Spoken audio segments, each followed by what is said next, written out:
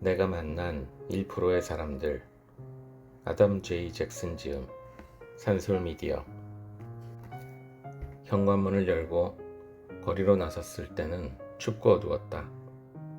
거리의 가로등은 아직 불을 밝히고 있었고 도로에는 차량의 행렬이 드문드문 이어지고 있었다. 얼마 전까지만 해도 8시에 일어나려고 몸부림을 쳤지만 최근 몇 달 동안은 휴식이 너무 부족함을 느꼈다. 수면을 취하는 패턴이 불규칙하고 산발적이었기 때문이다. 길 건너편 공원이 있는 언덕으로 올라갔다. 이 길은 아버지가 늘 다니던 길이었다. 새벽녘 아버지는 이곳까지 걸어와 깨끗한 공기를 들이마시며 머리를 맑게 했다. 해가 뜰 때 공원을 산책하거라. 새로운 아이디어와 영감이 떠오르고 자신을 극도로 괴롭히는 문제들에 대한 해결책도 찾을 수 있을 거다. 마치 천사가 너에게 속삭이는 것 같이. 아버지는 늘 이렇게 말하곤 했다. 하지만 2주일 동안 아침 산책을 했지만 천사의 속삭임도 듣지 못했고 아이디어나 영감도 떠오르지 않았다. 나는 공원 부근의 거대한 저택을 부러운 눈길로 쳐다보았다. 저런 집에서 살 수 있을 만큼 돈이 많다면 얼마나 좋을까? 저런 집을 구입해서 살 수 있다면 너무나 환상적이겠지. 몇 초 동안 나는 그 집에서 사는 상상에 잠겼다. 밝은 분위기, 드넓은 거실, 친척이나 친구들이 머물 수 있는 비어있는 침실, 양지바른 아름다운 정원에 앉아서 즐기는 일. 이런 것은 내가 그리던 이상적인 천국의 풍경이었다. 그러나 공원 앞에 있는 마지막 집을 지나칠 때 그러한 상상도 현실로 돌아오고 말았다. 사실 내 능력으로는 그런 거대한 저택은커녕 조그만 빌라조차 살 수 없는 형편이었기 때문이다. 아마도 복권 같은 것이 터지지 않고서는 그런 큰 집을 살 수 있을 가능성은 전혀 없을 것이다. 경제적으로 보면 삶은 늘 투쟁이었고 지금도 투쟁이며 앞으로도 투쟁일 것이다. 어느 날 나는 공원 안쪽으로 난 조깅 코스를 큰 보폭으로 걷고 있었다. 갑자기 운명이 자신을 반대하는 음모를 꾸미고 있다는 느낌을 지울 수가 없었다. 부유한 가정에서 태어났더라면, 다른 사람처럼 행운과 기회가 있었더라면 하는 아쉬움이 생겼다. 사실 내 문제는 대다수 사람들의 문제와 별반 다르지 않았다. 월말이 되면 늘 쥐꼬리만한 수입 때문에 어디를 가나 청구서가 나를 기다리고 있었다. 어떻게 지내왔는지는 모르겠지만 어쨌든 늘 그렇게 반복되어 왔다. 엎친 데 덮친 격으로 경제가 불경기에 들어서면서 생활은 점점 더 쪼들리기 시작했다. 작업 시간은 늘어났지만 수입은 점점 줄어들었으며 이제는 앞날마저 불투명해서 내가 꿈꾸던 일도 한쪽으로 밀어놓을 수밖에 없었다. 한때 나는 유명한 작가가 되어서 가족을 부양하고 내 집을 소유하는 꿈을 꾸었었다. 하지만 지금의 상황에서는 도저히 실현될 가망이 없었다. 조금만 더 젊었더라도 직장을 때려치우고 하고 싶은 일을 찾아 나섰겠지만 청구서가 산더미처럼 불어나자 도저히 직장을 그만둘 수가 없었다. 나는 덫에 걸렸다. 월급도 높지 않을 뿐만 아니라 별 흥미도 없는 일에 발이 묶여버렸다. 사무실의 다른 동료들도 일에 대해 실증을 느끼는 듯 했다. 그들 역시 직장은 생계를 위한 수단에 불과했던 것이다. 몇 년이 지나자 나는 어린 시절에 희망과 꿈을 포기해버렸다. 지금은 그저 하루하루가 무사하기만을 바라는 마음뿐이다. 이것이 전부였다. 공원을 산책하면서 내가 할 수 있는 것이라곤 기도가 전부였다. 정말 천사가 있다면 속삭여 줄 것이다. 나의 운명을 바꿀 수 있는 아이디어나 영감을. 나는 생각에 골몰한 나머지 아침 해가 공원 동쪽 참나무 위에 걸린 것조차 느끼지 못했다. 머리 위에서 노래하는 개똥집박이 소리도 듣지 못했다. 더구나 곁에서 걷고 있는 노인의 존재에 대해선 전혀 알아차리지 못했다. 안녕하시오. 이 목소리가 나를 환상에서 현실로 돌아오게 했다. 고개를 돌리자 웬 중국 노인이 곁에 서 있었다. 안녕하세요. 나도 노인을 흘낏 보면서 인사를 했다. 작달막한 키에 대머리 노인이 있었는데 검정색 추리닝을 입고 있었다. 함께 산책해도 되겠소? 물론이죠. 따라오실 수만 있다면. 힘껏 해보겠네. 노인이 웃으면서 말했다. 그러고는 발걸음을 재빨리 놀리며 물었다. 무슨 걱정이 있는 것처럼 보이는데. 괜찮습니다. 나는 고개도 돌리지 않고 말했다. 아는지 모르겠네만 우리나라에서는 모든 문제가 선물과 함께 온다고 믿고 있지. 어떤 역경이든 그 속엔 그 역경에 걸맞거나 더 값있는 번영의 씨앗이 담겨 있네. 나는 그의 말에 콧방귀를 뀌었다. 내 말은 어떤 문제에도 다 적용될 수 있네. 돈 문제에도 말일세. 노인의 말에 나는 호흡을 멈추고 돌아다 보았다. 돈 문제가 어떤 번영을 가져올 수 있단 말입니까?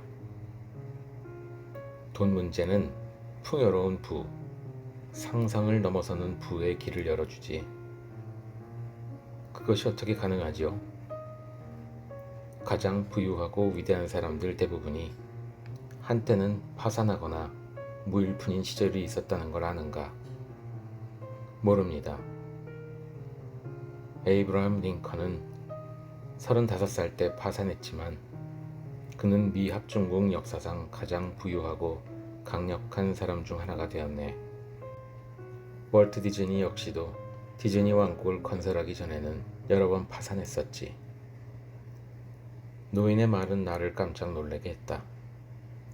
무일푼이 되거나 파산하는 일은 늘 실패한 자에게만 일어나는 운명인 줄 알았기 때문이다. 하지만 어떻게 무일푼에서 그런 부자가 될 수 있었을까요? 아주 간단하네. 노인이 미소를 지으며 말을 이었다. 사람들은 편안한 환경 속에서는 더 이상 풍요를 추구하지 않네.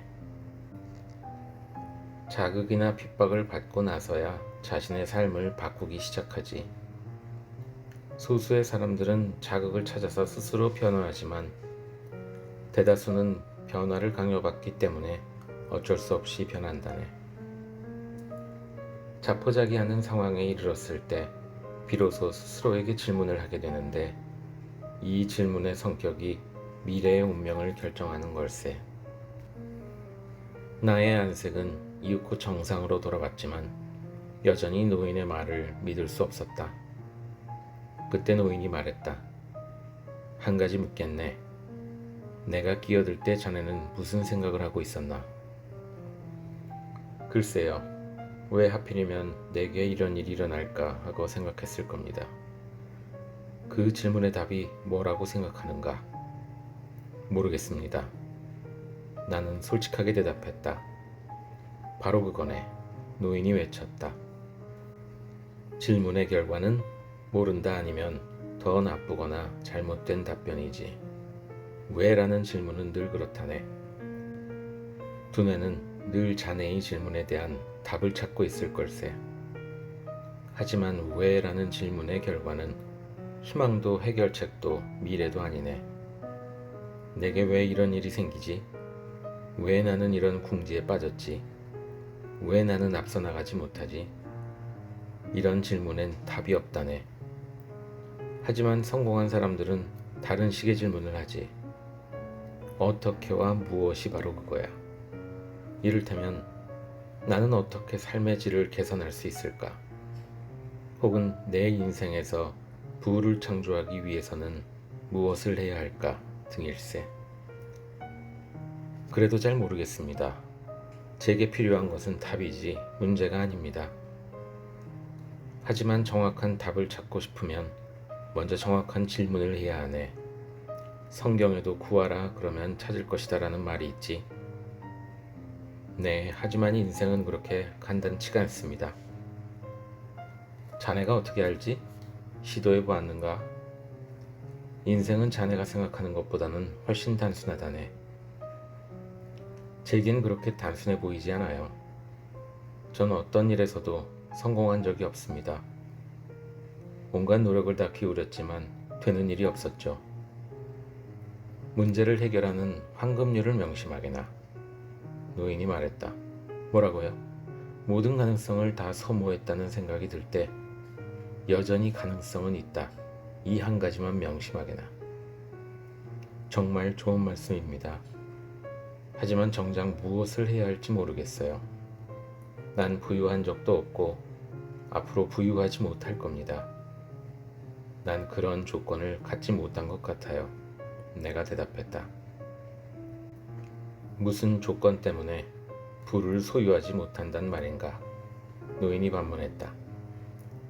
잘은 모르겠지만 처음엔 자본이 있어야 돈을 벌 수 있지 않겠습니까? 왜 그런 생각을 하는가? 아리스토텔레스 오나시스는 대학 졸업도 못하고 부유한 친척도 없었네. 하지만 단돈 $200로 일을 시작해서 세계에서 가장 큰 부자가 되지 않았는가? 그는 운이 좋았죠. 내가 어깨를 으쓱하며 말했다. 대부분의 부자는 무자본이나 소자본으로 창업을 했네. 아니타 로닉은 주차장에서 세척제 만드는 것을 시작으로 그녀의 화장품 회사를 세웠네.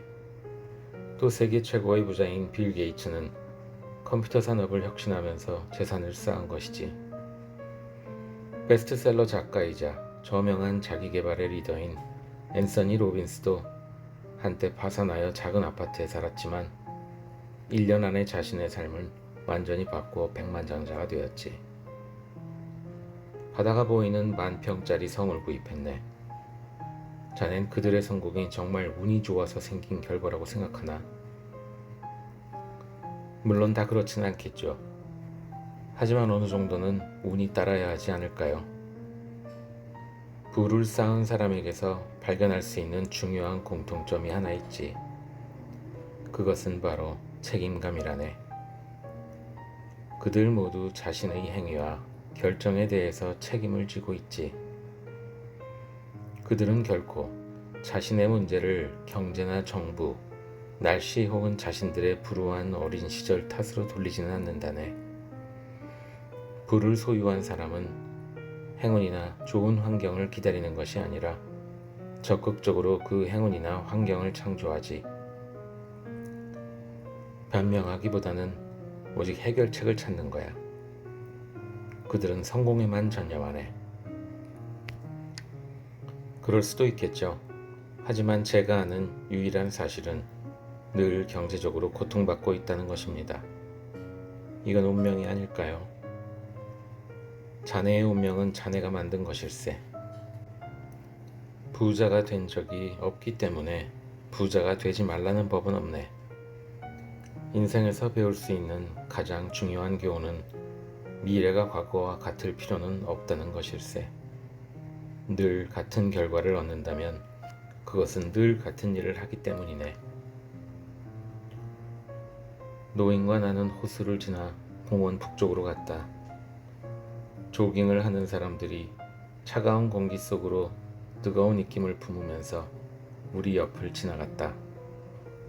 나는 노인의 말을 곰곰이 생각했다. 그의 말에 뭔가 중대한 의미가 있다는 건 의심할 바 없었지만 여전히 난 자신이 없었다. 돈을 벌기 위해 반드시 자본이 필요한 것은 아니네. 노인이 말을 이어갔다. 부유한 친척이나 대학 졸업장, 행운도 필요 없지. 부를 창조하는 데 필요한 모든 것을 자네는 이미 갖고 있네. 정말 그렇게 간단합니까? 물론이야. 행운 따위와는 전혀 관계가 없지. 다른 사람과 마찬가지로 자네도 운명을 창조할 수 있는 힘을 갖고 있네. 하지만 누구나 부유해질 수 있다는 뜻은 아니겠죠. 누구나 가능하지. 세상 사람 대부분이 이미 부유한데도 그들 스스로는 그것을 모른다는 사실을 아는가? 그게 무슨 뜻이죠? 진정으로 부유하다면 그 사실을 알고 있지 않을까요? 정말 그렇게 생각하는가? 하지만 그렇지 않네. 자네가 바로 전형적인 사례라 할 수 있지. 갚아야 할 부채로 골머리를 앓기 때문에 스스로 가난하다고 생각하는 것 아닌가? 네, 맞습니다. 나는 의아해하며 그에게 다시 물었다. 그런데 어떻게 그걸... 자네는 지금 깨끗한 수돗물을 먹고 있지. 사실 몇 세기 전만 해도 그건 불가능한 일이었지. 지금도 지구 저편에는 물이 부족하다네. 그뿐인가? 자네는 인터넷을 통해서 가치 있는 자료를 많이 찾을 수 있지. 어떤 영역, 어떤 범위를 막론하고 심지어 세계 도처의 산지에 있는 문헌이나 자료도 인터넷을 통해 얻을 수 있네. 또 넉넉한 먹거리와 다양한 옷을 입을 수 있으며 스마트폰으로 세계 각지의 친구들과 통화도 할 수 있지.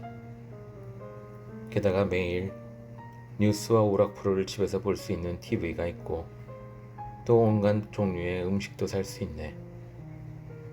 이런 모든 것은 50년 전만 해도 언감생심 있을 수 없는 일이었을 걸세. 자동차, 기차, 비행기 등 교통수단도 마찬가지야. 1세기 전만 해도 그것은 부자만이 탈 수 있었네. 따라서 옛날에 살았던 수십억의 사람들과 비교해보면 자넨 대단한 부자. 아니 옛사람들은 꿈도 꾸지 못했던 거부라고 할 수 있네. 노인이 계속 말을 이었다. 돈은 진정한 의미의 부가 아니라네. 돈은 부를 가늠할 수 있는 합당한 척도가 아닐세. 실제로 돈 자체는 가치가 없는 것이지. 사람의 초상을 그려놓은 종이 쪽지나 동전이 무슨 쓸모가 있겠는가. 돈이 가치가 있는 것은 물건과 바꿀 때뿐이네. 무인도에 난파되어 있다면 몇백만 달러가 무슨 소용이 있겠는가. 일 때문에 아이와 함께 보낼 시간이 없다면 몇백만 달러 연봉을 받은 성공한 사업가라 한들 그 부가 무슨 소용이 있겠는가.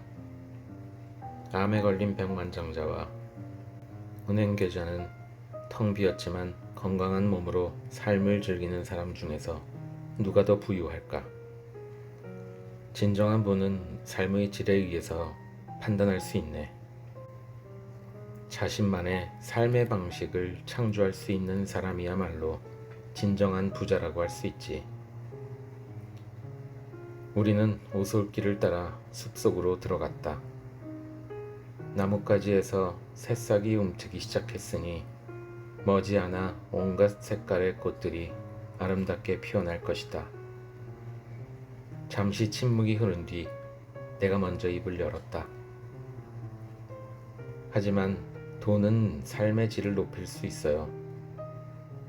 현명하게 쓴다면 그렇지. 노인이 인정했다. 하지만 많은 사람들은 돈이 모든 문제를 해결한다고 생각하네. 적어도 나 자신이 처한 문제를 해결하는 데는 효과가 있을 겁니다. 그러자 노인이 강조하는 말투로 말했다.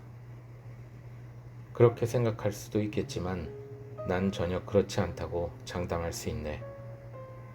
이 말이 나를 자꾸 속타게 했다. 도대체 이 노인이 내 문제를 얼마나 안다고. 내가 내 문제를 꺼내기도 전에 노인이 먼저 말을 이었다. 만일 자네가 몇백만 달러를 땄다면 그 돈을 어떻게 하겠는가? 먼저 빚부터 갚겠어요. 그 다음은? 글쎄요. 우선 가족과 친구들을 위한 파티를 열겠습니다.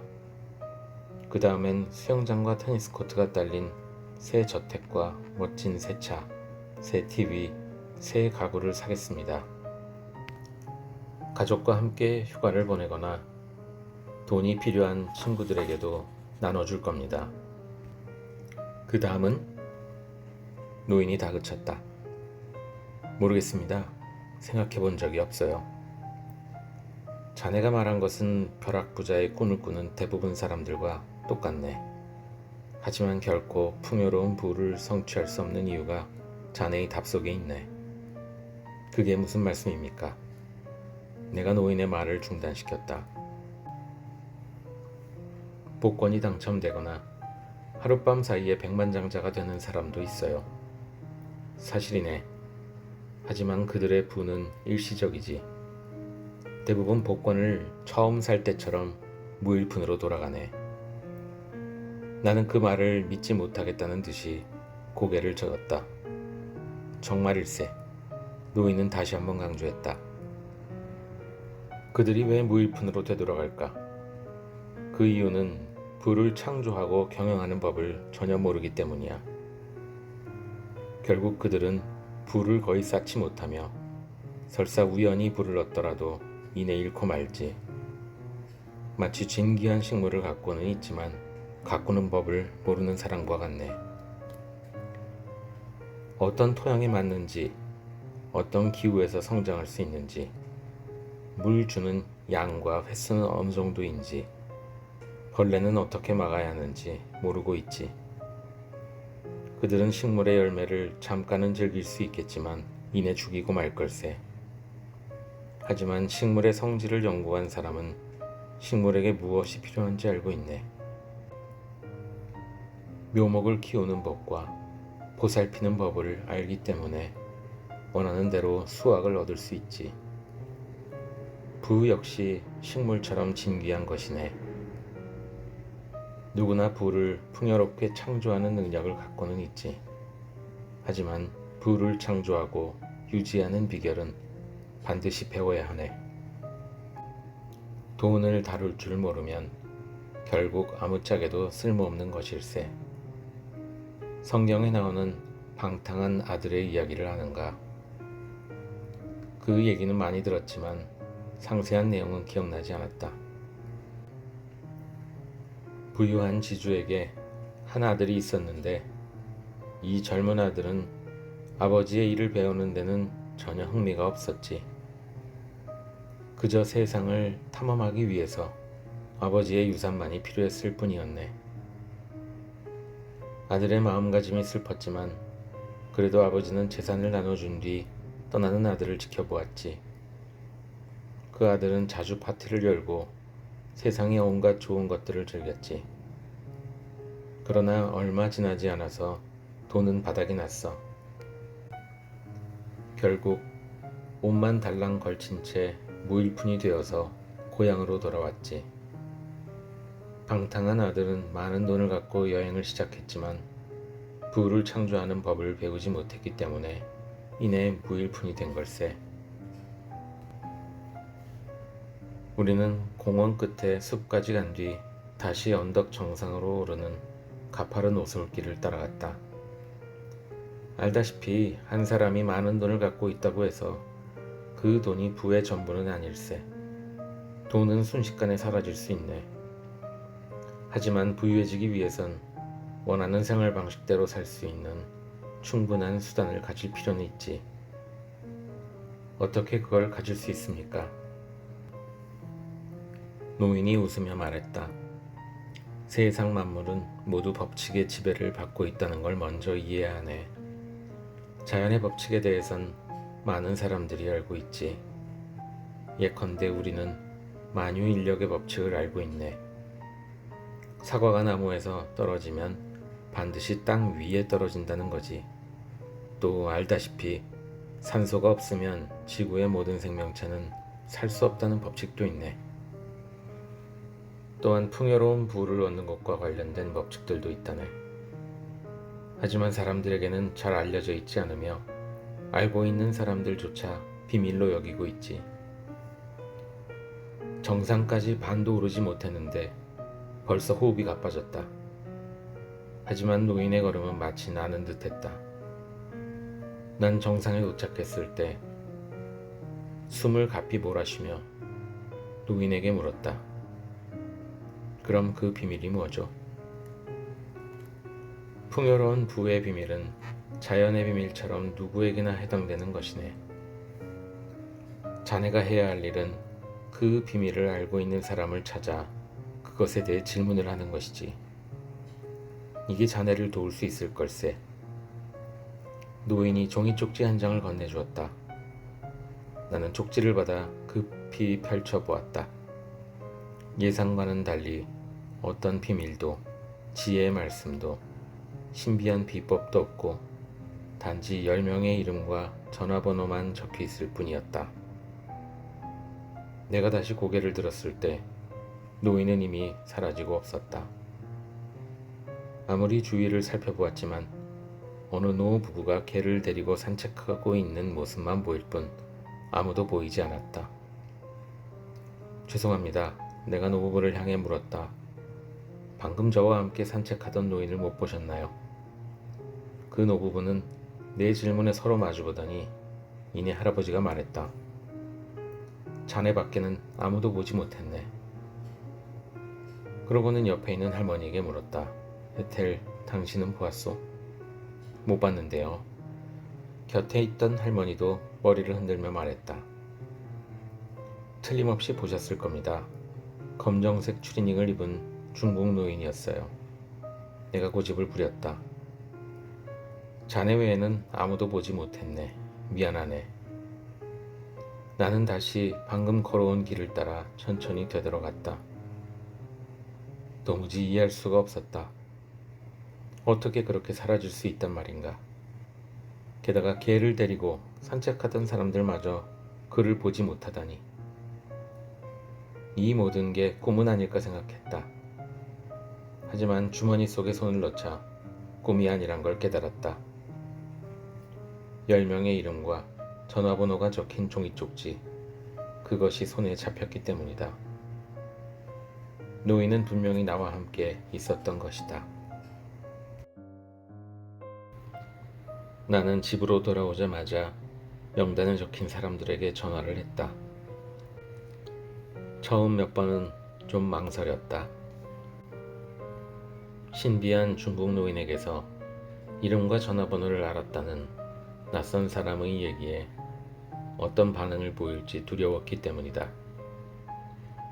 그러나 쓸데없는 기우였다. 그들 모두 중국 노인과 풍요로운 부의 비밀에 대해 알고 있었다. 더욱이 전화해 준 것을 진실로 기뻐하는 듯했다.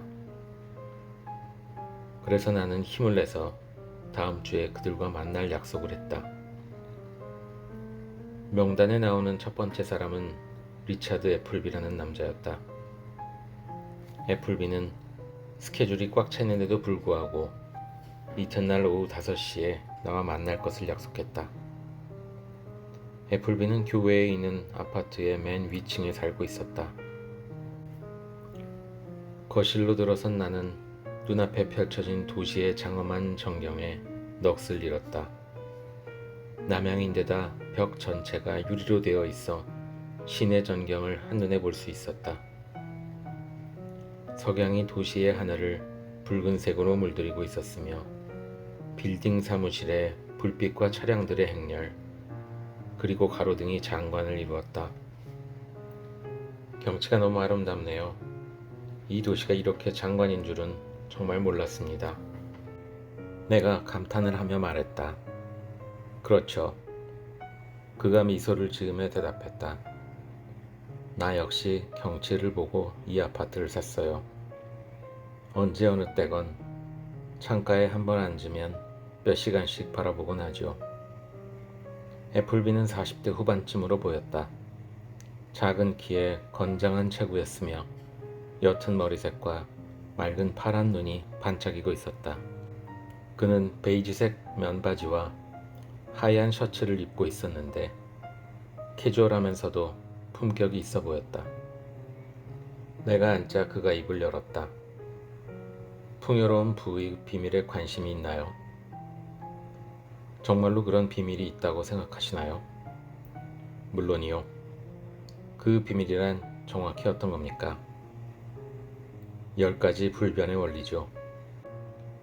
그 원리를 이용하면 누구나 단순한 부가 아닌 풍요로운 부를 창조할 수 있어요. 누구나 가능합니까? 정말 그렇습니까? 내가 조심스레 물었다. 확실합니다. 그가 고개를 끄덕이며 말했다.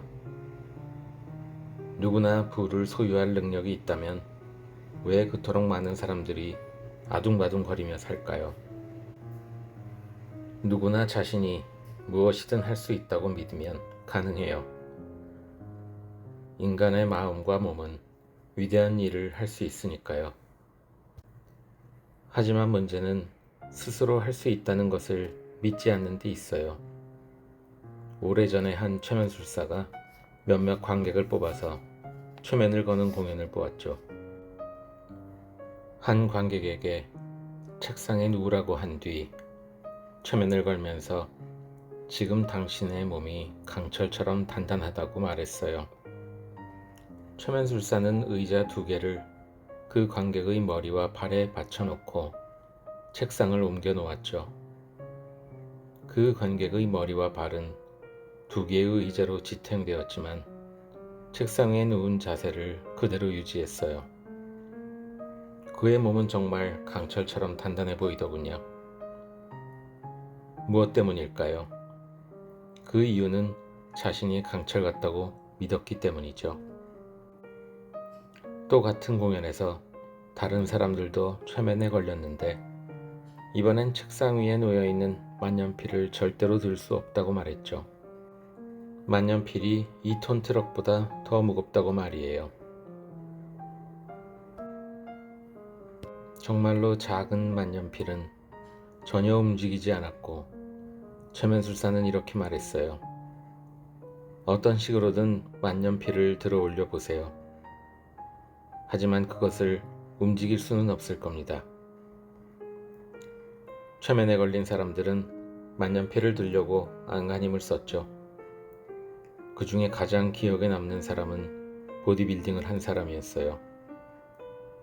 얼굴이 빨갛게 달아오르면서 이마에는 땀까지 맺히고 팔뚝의 근육은 팽팽해졌지만 결국 그는 만년필을 들지 못했죠. 원인은 그가 만년필을 들 힘이 없기 때문이 아니라 자신이 만년필을 들 수 있다고 믿지 않았기 때문이죠. 그러므로 어떤 능력이 있는가는 중요하지 않아요. 중요한 건 오직 자신의 능력을 믿는 것이죠. 이것이 바로 풍요로운 부의 첫 번째 비밀인 잠재의식에서 우러나오는 신념의 힘입니다. 잠재의식에서 우러나오는 신념이요? 신념이 부에 어떤 영향을 끼친다는 거죠? 내가 그에게 물었다. 가령 건강한 근육질의 사내라도 만년필을 들 수 없다고 믿자 정말로 들 수 없었잖아요. 마찬가지로 부유해지는 것이 불가능하다고 믿는 사람은 돈 벌 기회가 있다는 생각조차 하지 않을 겁니다. 15년 전 나는 잘 나가고 있었죠. 대단치는 않았지만 그럭저럭 편안하게 살았죠. 그러던 어느 날 감원대상이 되면서 수입이 끊겨버렸어요. 생활을 하기 위해서는 돈이 필요했지만 어떻게 살아야 할지 대책이 막막했어요. 그러던 어느 날 밤 잠이 오지 않아 강변을 거닐고 있었는데 그때 내 삶을 변화시킨 한 사람을 만나게 되었죠. 바로 그 중국 노인을 말이에요. 무슨 일이 일어났나요? 나는 노인에 관해 더 많이 알고 싶었다. 그의 말 한마디는 지금도 내 가슴속에 살아있어요. 모든 역경은 그 역경에 걸맞거나 더 큰 번영의 씨앗을 간직하고 있다는 말이었죠. 제게도 그런 말을 했습니다. 당시에는 그 뜻을 몰랐어요. 그가 털어놓았다. 유일한 수입의 원천을 잃고 자포자기 상태에 빠져 있는데 무슨 번영의 씨앗이 내포되어 있겠습니까? 그러나 되돌아보면 그때 그 일이 내게 일어날 수 있는 최선의 사건이었죠. 왜냐하면 자포자기의 상태에서 변화를 시도하는 길만이 유일한 탈출구이기 때문이죠. 그러지 않았다면 영원히 변화하지 못했을 거예요. 나는 늘 내 사업을 일으켜서 사장이 되고 싶었어요. 회사에서 해고된 것이 내게 그런 기회를 제공했죠. 풍요로운 부의 비밀을 배운 뒤 집에서 경영 컨설팅 사업을 시작했는데 1년도 안 돼서 회사를 다닐 때보다 수입이 2배나 늘었어요. 정말입니까? 정말 풍요로운 부의 비밀을 이용해서 성공한 겁니까? 내가 놀라서 물었다. 물론이죠. 그가 단언했다. 19세기 미국의 심리학자이자 철학자인 윌리엄 제임스는 인간은 단지 마음 상태를 바꾸는 것만으로도 삶을 변화시킬 수 있다는 사실이야말로 자기 세대에서 가장 위대한 발견이라고 했죠. 이 점은 확실해요. 삶 속에 무엇을 원하든, 이를테면 건강이나 행복을 원하든, 혹은 사랑의 관계를 원하든, 억만장자가 되기를 원하든, 당신이 먼저 해야 할 일은 무엇이 가능하고 무엇이 가능하지 않은지에 대해 자신의 마음가짐과 신념을 점검하는 일이에요. 왜냐하면 어떤 일에 대한 가능성을 믿지 않는다면 그 일을 해내기 어렵기 때문이죠. 나는 노트와 볼펜을 꺼내들고 물었다. 필기를 해도 괜찮겠죠? 물론이요, 좋은 생각이군요. 그가 미소를 지으며 말을 이었다. 아는지 모르겠지만 의학계에서 이런 실험을 했어요. 같은 병을 앓고 있는 100명의 환자에게 설탕으로 만든 알약을 주면서 병을 치료할 수 있는 특효약이라고 했어요. 그 결과 40%의 사람들이 완쾌되었죠. 그 알약이 자신들의 병을 치료할 수 있다고 믿었기 때문에 가능했던 거죠. 똑같은 상황에서 이번에게는 환자에게 불치병에 걸렸다고 말했어요. 환자 대부분이 병세가 급격히 악화되었죠. 이 역시 스스로 불치병에 걸렸다고 믿었기 때문이에요. 스스로가 자신을 매력없다고 믿는데 어떻게 매력적인 사랑의 관계를 이룰 수 있는 기회를 얻겠습니까? 아마도 사람들과 섞여 있을수록 불안감을 느껴 가능한 한 남들의 시선을 끌지 않으려고 파티장의 구석진 곳에 앉아 있을 겁니다. 설사 끌리는 사람이 있더라도 자신감이 없어서 접근조차 못할 거예요. 삶의 모든 영역에서 가장 중요한 것은 잠재의식에서 우러나오는 신념이에요. 그리고 돈과 부의 문제보다도 더 중요한 것도 없을 거예요. 사실 당신이 번 돈의 액수는 정확히 당신이 믿는 당신의 가치라고 할 수 있죠. 잠깐만, 무슨 말씀이시죠? 내가 말을 끊었다. 현재의 월급에 만족합니까? 아니요, 별로 만족스럽지 않습니다. 그럼 왜 월급 인상을 요구하지 않나요? 올려주지 않을 거라는 생각 때문이죠. 당신이 요구하지 않으면 월급 인상은 더욱더 불가능해질 겁니다. 그렇긴 합니다. 하지만 그들은 왜 제 월급을 올려주지 않을까요? 당신의 가치가 현재의 월급보다 높다면 좀 더 올려줄 거예요. 그러나 정작 당신 스스로가 당신의 가치를 현재의 봉급 수준보다 높다고 믿지 않고 있어요. 지난주에 어떤 사람을 면접 보았는데 그에게 기본 연봉으로 4만 파운드를 주려고 내심 결정했지요. 그의 경력과 능력을 판단해 볼 때 그 정도는 줘도 무리가 없다고 생각했기 때문이죠. 하지만 연봉을 어느 정도 원하냐고 물었을 때 그는 고작 2만 파운드만 말했어요. 나는 쉬지 않고 계속 필기를 했다. 그가 계속 말을 이어갔다. 상황은 신념을 반영하는 거울이죠. 부유해질 수 있다고 믿지 않는 한 부유해질 수 있는 기회는 영원히 오지 않을 겁니다. 상식적인 생각이지만 실제로 부유한 사람과 가난한 사람의 가장 큰 차이는 은행 계좌나 소유 재산의 규모에 있지 않아요. 그렇다면 그 차이는 뭐죠? 그들의 신념이죠. 부를 소유한 사람들은 모두 자기 자신과 돈에 대해 명확한 신념이 있어요. 부를 소유한 사람들은 스스로 부를 창조할 수 있다고 믿는다는 말씀이시죠? 그래요. 하지만 더 깊은 의미가 있어요. 예를 들어보죠. 당신이 의식적으로 부를 바라는 것은 분명한 사실이죠. 그렇지 않다면 여기서 그 문제를 토론할 필요가 없을 테니까요. 당연하지요. 그렇다면 내게 말해봐요. 왜 부유한 사람이 되고 싶습니까? 풍요로운 부가 자신의 인생에 어떤 의미를 준다고 생각합니까? 나는 잠깐 생각하다가 말했다. 부를 소유하면 자유를 누릴 수 있어서 좋죠. 또 가고 싶은 곳은 어디든지 갈 수 있는 자유, 좋아하는 일을 할 수 있는 자유, 사고 싶은 물건을 마음대로 살 수 있는 자유 등등. 부를 통해서 능력을 갖춰 안전한 토대를 구축하고 독자성을 수립할 수 있죠. 즉, 나 자신의 일을 시작할 수 있다는 겁니다. 네, 좋아요.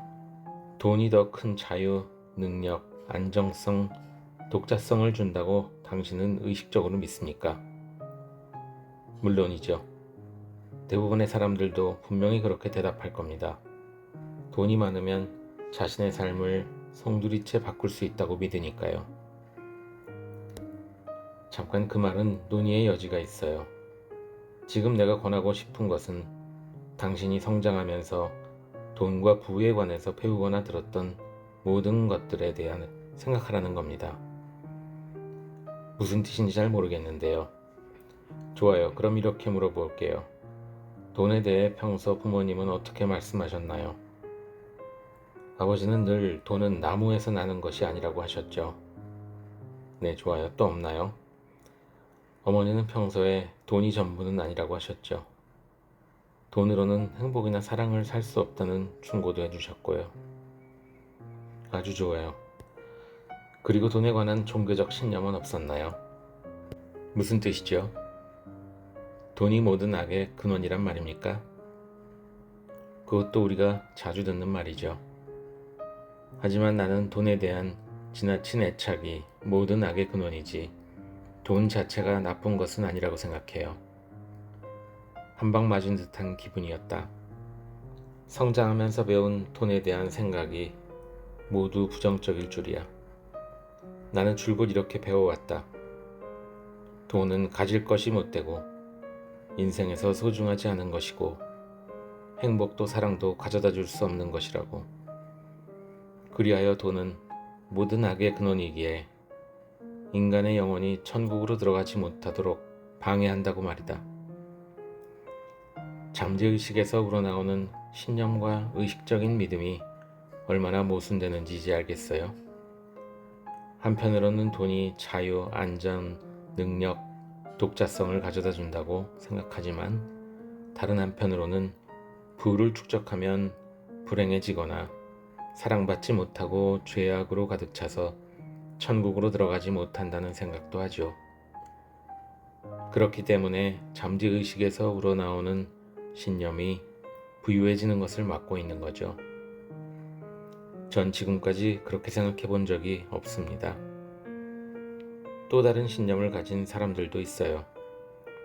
어떤 사람들은 자신은 엄청난 돈과는 어울리지 않는다고 믿죠. 또 어떤 사람들은 부는 잘못되거나 비도덕적인 거라고 믿어요.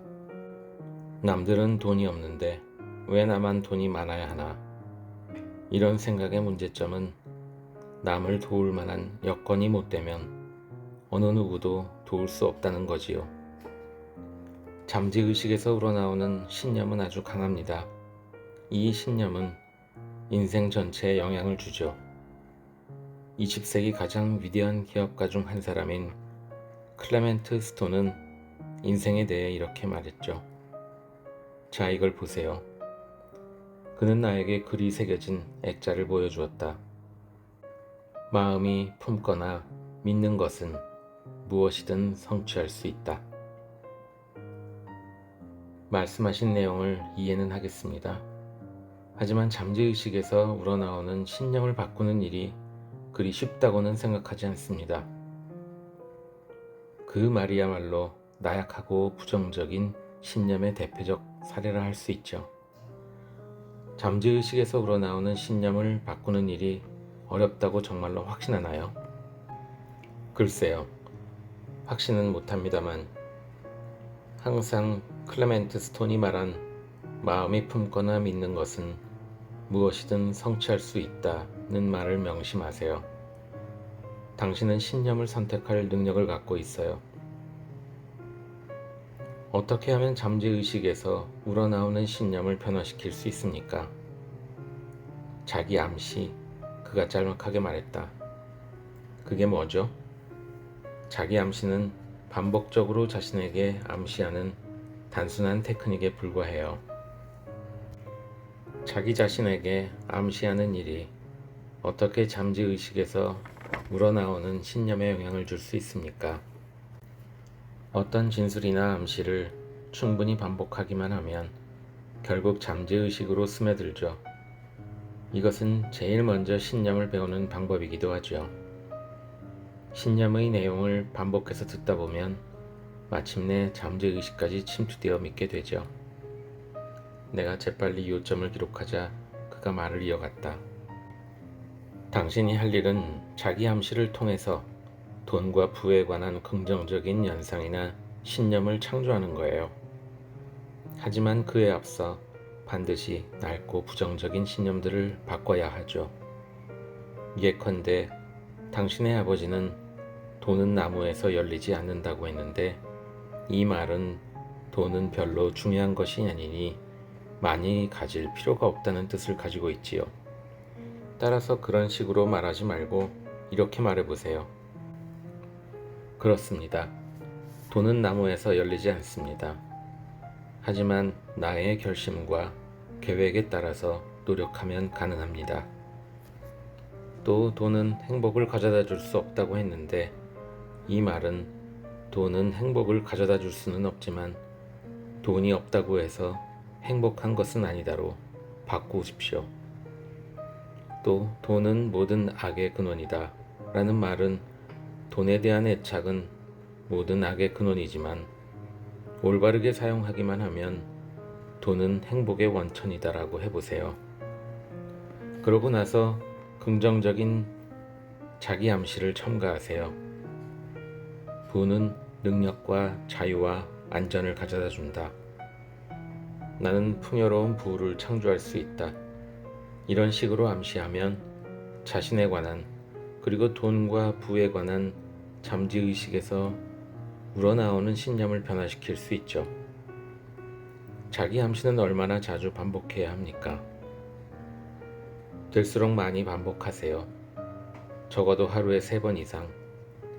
아침에 일어나 한 번, 낮에 한 번, 잠자리 들기 전에 한 번. 나는 잊어버릴까봐 재빨리 노트에 적었다. 어떤 신념이든 성취할 수 있다고 믿으면 자주 실현되는 것을 느낄 거예요. 마치 이 시와 같죠. 그가 책상 위에 놓인 액자를 가리켰다. 당신이 무너진다고 생각하면 당신은 무너진다. 당신이 용기가 없다고 생각하면 당신은 용기가 없다. 당신이 이기고 싶은데 이길 수 없다고 생각하면 당신은 이길 가망이 거의 없다. 당신이 실패할 거라고 생각하면 당신은 이미 실패한 것이다.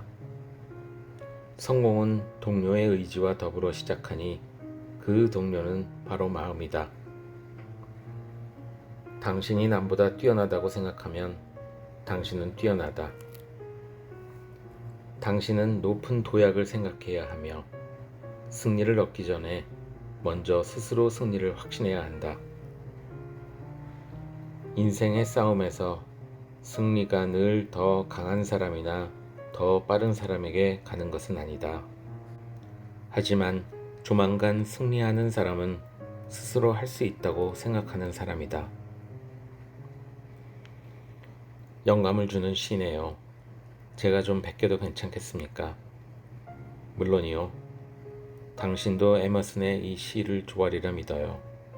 그가 얼굴에 미소를 지으며 카드 한 장을 건네주었다. 이게 나의 첫 번째 자기 암시죠. 늘 몸에 지니고 다니면서 수시로 내 자신을 일깨우죠.